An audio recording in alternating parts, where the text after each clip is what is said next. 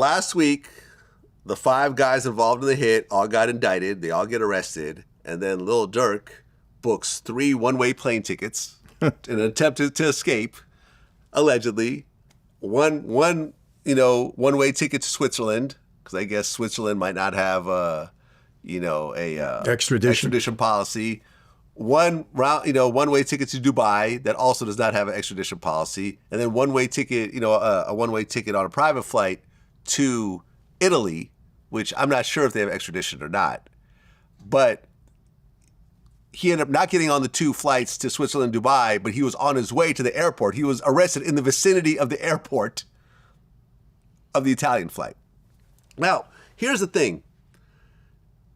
Just because a country doesn't have a 2-way extradition policy with America doesn't mean they won't extradite you. Let me verify that for you. In my case, my co-defendant went to Panama. There was no extradition between Panama and the United States, right? Yeah. Thought he was safe there. What'd they do? The feds went in the middle of the night and kidnapped him and brought him to Florida. If they want you, they're going to get you. This non-extradition thing is all nonsense. If they want you, they'll figure it out. The United States is going to get you if they want you, period. I believe that. So you're not safe anywhere. If you're known to be someplace and they know you're there, you're not safe anywhere. Unless maybe it's Russia because they're, Russia, Yeah. I've always said, you get yourself to Russia like Steven Seagal or Edward Snowden, you're good. Exactly. No one's going to invade Russia to try to pull you out. Exactly. And Russia may not be that giving to give you over. Oh no. Putin would like nothing better than to have somebody America wants back. And it's not that he cares about you. He just wants to shove it up the Americans' rear end.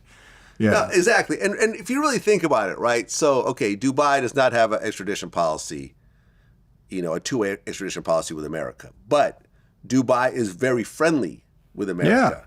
Hundreds of millions of dollars get spent from American tourists going to Dubai and spending tons and tons of money, hotels, going to fine restaurants, going to the Ferrari Museum and everything else like that. You really think that Dubai, the UAE, is going to mess up diplomatic relations with America over a rapper? Of course not.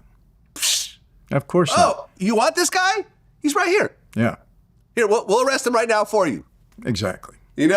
Come and get him. We're not extraditing him. You just come and get him. Come and get him. Come and get him. We're not going to, because here's the thing. Okay, you don't send him back, we'll put sanctions. We'll make it hard for Americans to travel to Dubai. Exactly. And there's no legal process at that time. We'll just hold him. You come and get him, take him out. That's it. And trust me, Dubai, have you been there before? I haven't. I've been to Dubai. I was supposed to go to Dubai the day the floods happened. Oh, okay. The rains, so we postponed it. I've been to Dubai. Let me tell you. In Dubai, I didn't see a single piece of garbage on the street. I didn't see a single homeless person. You are not allowed, women are perfectly safe walking around because you can't catcall women or whatever else. I believe premarital sex is illegal in the country. That's what I heard, yes. But it gets more interesting than that. For example, let's just say you get into a car accident, a fender bender. You see cars like that in LA, the doors falling off and everything else like that. In Dubai, if you get a fender bender and you don't fix it within like a week, they'll take your car. Really? Because you're making the country look bad. Mm-hmm. And there's nothing you could do about it. There was a situation where a woman from America, it was a black female, she was like a truck driver. She had a YouTube channel and everything. She got into an argument with a man at a car rental place. I guess she felt she was getting overcharged or whatever else, and she started yelling at him. She went to jail. You're not allowed to yell at Dubai citizens, especially being a foreigner. And you could say, well, that's so unfair because he could come to our country and yell at us. Well, this is not your country.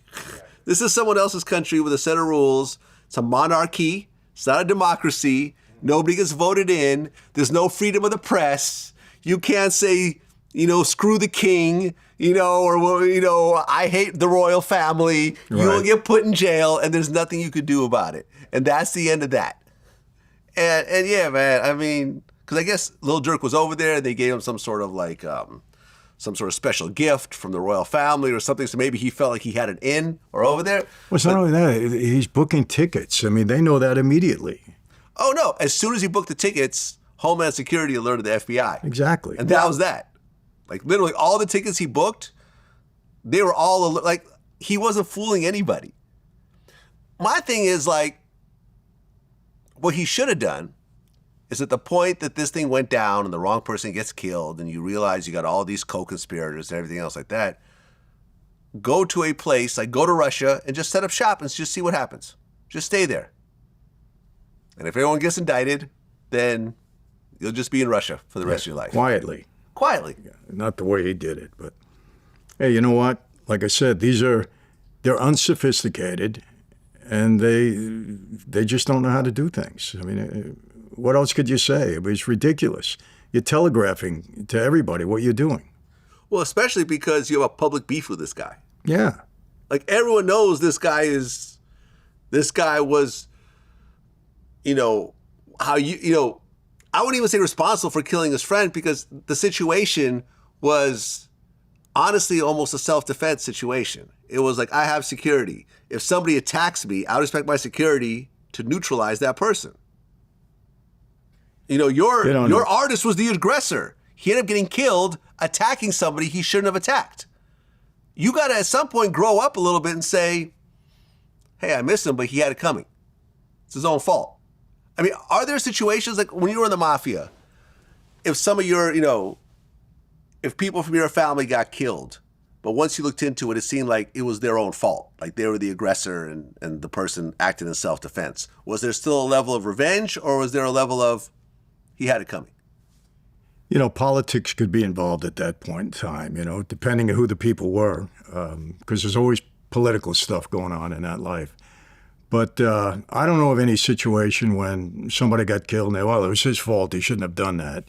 If he got killed, he probably should have gotten killed, based upon him breaking the rules or doing something that he shouldn't have done. No, but what if one of your rivals killed one of your guys, is what I'm saying. One of the other families killed one of your guys. Well, you can't do that. I mean, that's trouble. You can't kill a made man unless you have permission to do so. You can't do it. And even if the made man that got killed was wrong, you're not allowed to do that unless you put it on record with your boss and you say, this guy did this to me and I'm going after him, and the boss sanctions it. If that doesn't happen and you kill another made guy, you're in trouble. Well, John Gotti did it. Well, John Gotti did it, and remember, Chin went after him afterwards. It wasn't popular with what he did, but that was a coup. That was taking over the family. Yeah. It was his own family, and he said it was either his life or Castellano's life, because they had put a hit out on him, or they were going to, because of their whole drug business. So, and that wasn't popular. You don't take out a boss without consensus, and he didn't have it at the time.